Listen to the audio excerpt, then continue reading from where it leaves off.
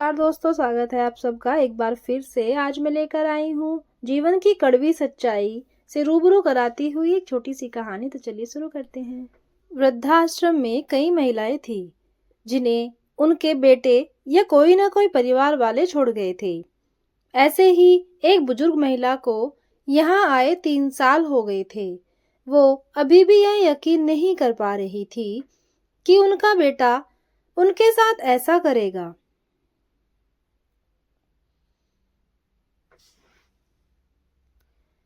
दोस्तों, हमें हमेशा ध्यान रखना चाहिए कि माँ बाप भगवान का रूप होते हैं। वे चाहे जैसे भी हैं, वे भगवान का रूप हैं। अगर यह बात हम सब मन में बैठा लें तो कितना अच्छा होगा। वह माँ बेचारी अपना काम करती थी, कभी रोती तो कभी उदास बैठी, अपने बेटे और पोते को याद करती।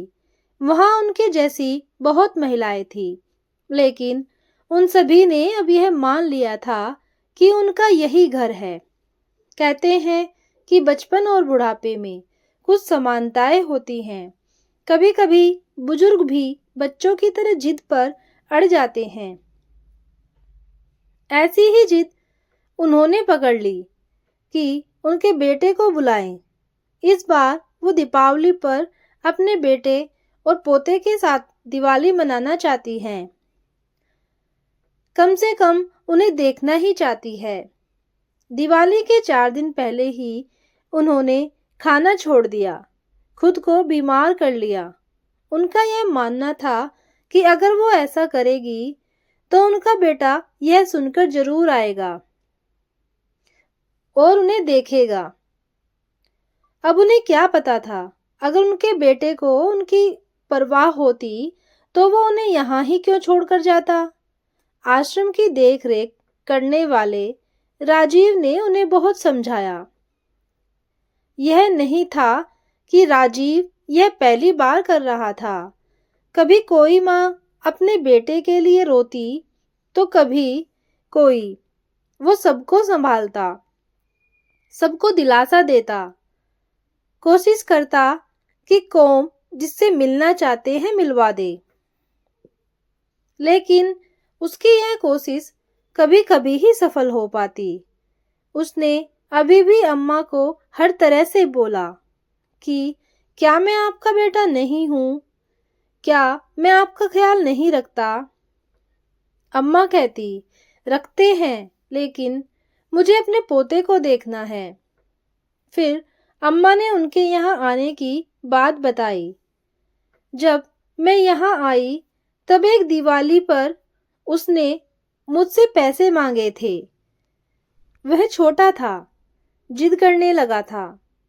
उसके माँ बाप घर पर नहीं थे, तो मैंने उसकी माँ के कबाट से पैसे निकालकर उसके लिए दिवाली की खिलौने वाली बंदूक उसे दिला दी थी। बस यही गलती मुझसे हो गई।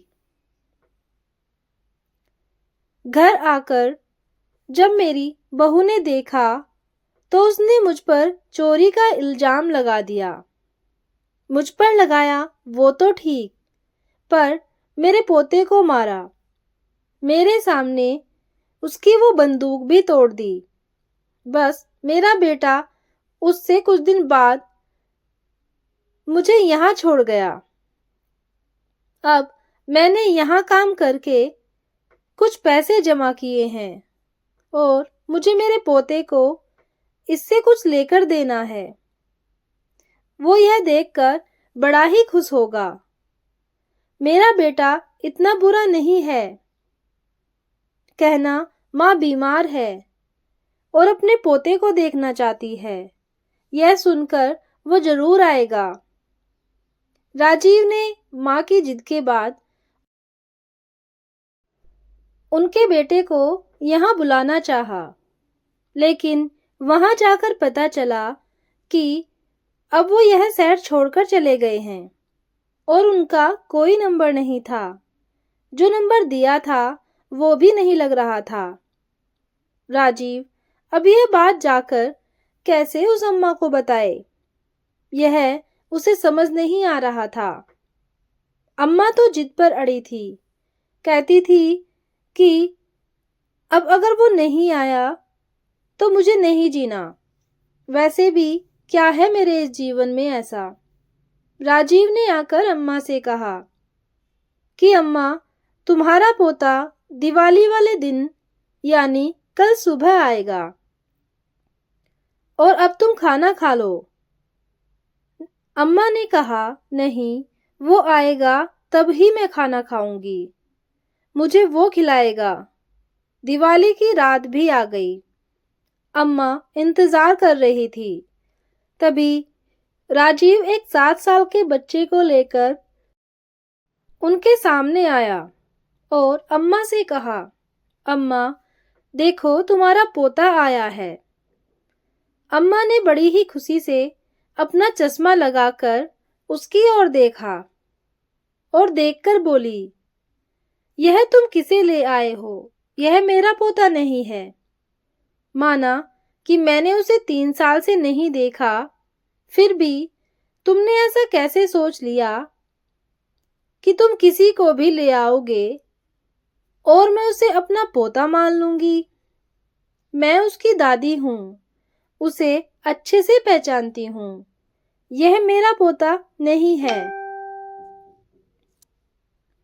राजीव ने कहा, अम्मा, तुमने ठीक कहा, यह तुम्हारा पोता नहीं है।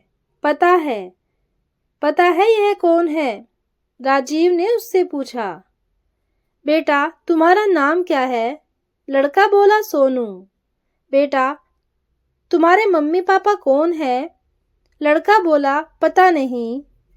अच्छा, तो तुम कहाँ रहते हो? लड़का बोला कि यहाँ से थोड़ी दूर पर सबके साथ। राजीव ने आगे की बात बताई।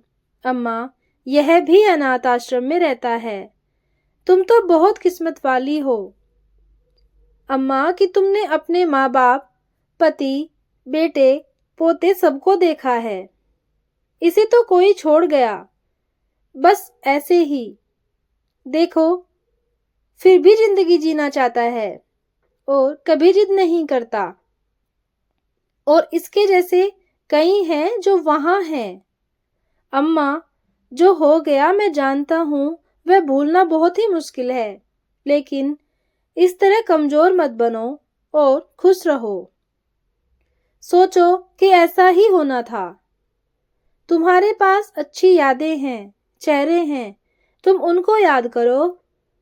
अम्मा समझ गई कि राजीव उसे क्या समझाना चाहते हैं। उसने बच्चे की ओर देखा।